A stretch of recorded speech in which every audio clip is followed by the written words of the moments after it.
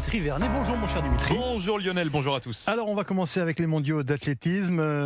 Plus que compliqué pour les Français. Oui, j'ai l'impression de me lever tous les matins et de vous annoncer la même chose. Toujours zéro médaille pour les Français. Un bilan qui commence à devenir très inquiétant à 4 jours de la fin de ces mondiaux. Avec une crainte pour l'équipe de France, le zéro pointé qui ferait tâche à 1 an des Jeux Olympiques.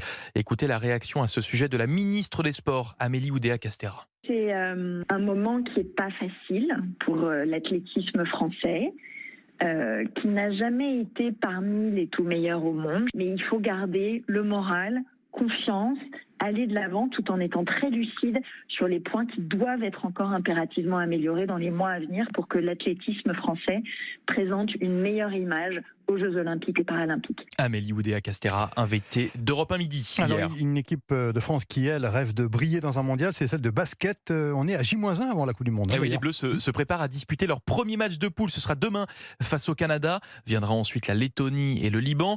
Un groupe qui semble bien à la portée de nos basketteurs tricolores, même si vous allez l'entendre, le capitaine Nicolas Batum se méfie de tous les adversaires, à commencer par les Canadiens. Et ils ont 2-3 mecs qui sont vraiment très costauds, des grandes rotations. Les frères Scrubs, on pas forcément connus. Les frères Scrubs, pour les avoir suivis depuis un moment, c'est quand même des joueurs de qualité, par exemple. La Lettonie, ça peut être un match piège.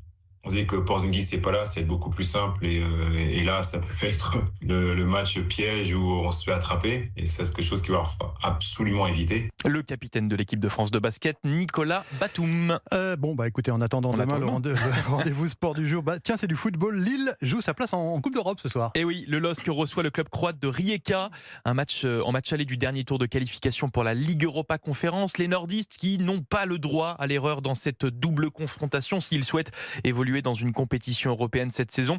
Enjeu dont a bien conscience le coach des Lillois, Paolo Fonseca. C'est un moment important. Je pense que le club et les structures, ils méritent de jouer l'Européenne compétition, mais ce match sera un match difficile. Nous devons le prouver sur le terrain si nous voulons passer à la prochaine phase. L'entraîneur de Lille, Paolo Fonseca, et donc prenez note, Lionel, je sais que vous allez regarder le match. Sans doute. LOSC Rijeka, match aller du dernier tour de qualification pour la Ligue Europa Conférence. Coup d'envoi à 20h. Merci Dimitri. Notre premier coup